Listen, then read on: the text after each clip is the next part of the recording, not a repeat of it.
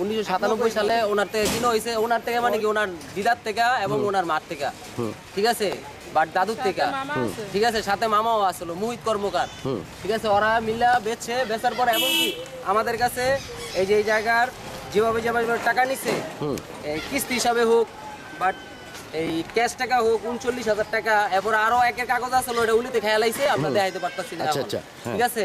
তো এই অবস্থা এক পর্যায়ে আওয়ামী লীগ পন্থী থাকা অবস্থায় আমাদেরকে উচ্ছেদ করে দেওয়া হয়েছে এবং কি আজমির গুন্ডা, তারপরে মিম, তারপর হচ্ছিল সুমন গুন্ডা, আজমির গুন্ডার সহকারী, ঠিক আছে, ওরা মিল্লা এই কাজ করে আমাদেরকে এখানকে 1 ঘন্টার ভিতরে উচ্ছেদ করছে এবং কি আমাদেরকে পিস্তল ঠেকায় এই জায়গা থেকে উচ্ছেদ করছে।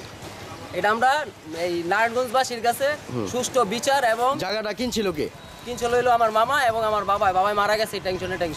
আচ্ছা, আজকের ঘটনা ওনাদেরকে আজকে যে আওয়ামী লীগ স্বৈরাচার পতন হওয়ার পরে এই ওনারা কাজ ধরেনি, এই ইদারিং ওনারা এই মাটি খোদা করতেছে, করার পরে আমরা এই কাজে বাধা দেই, বাধা দেওয়ার পরে তারা ওয়ার্ড কাউন্সিলরকে জানানোর পরে সেই বললো তাদেরকে ডাইকা নিয়ে আসলো, তারাও ওনার কাছে আগে গেছে, যাওয়ার পরে একসাথে বসে কথাবার্তা বলার পরে ওইখানে বলে আসছে আগামী রবিবার বসবো, তারা আর বসে নাই। এখন এই ওনারা কাজ ধরার জন্য পাইতারা চলতেছে এবং কি আমাদের লোক মারধর করছে, আমাদের লোকের মাথা মুথা ফাটাইছে। তুরিপাড়া কর্মকার পাড়া নারু ধুপি ওরা 30 বছর যাবৎ এখানে বসবাস করতেছে।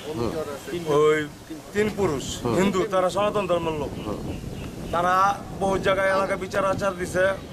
ওই আজমির বাহিনী, ওই মিম গং, ওরা ওই লোক 1 ঘন্টার ভিতরে উড়ে উচ্ছেদ করে দিচ্ছে।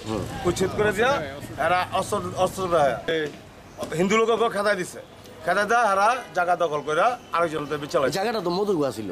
হ্যাঁ, মধুগো তদন্ত করুক, আমি তদন্ত চাই। ওই জায়গায় যারা 30 বছর যাবত হিন্দু 3 ফ্যামিলি বসবাস করতেছে।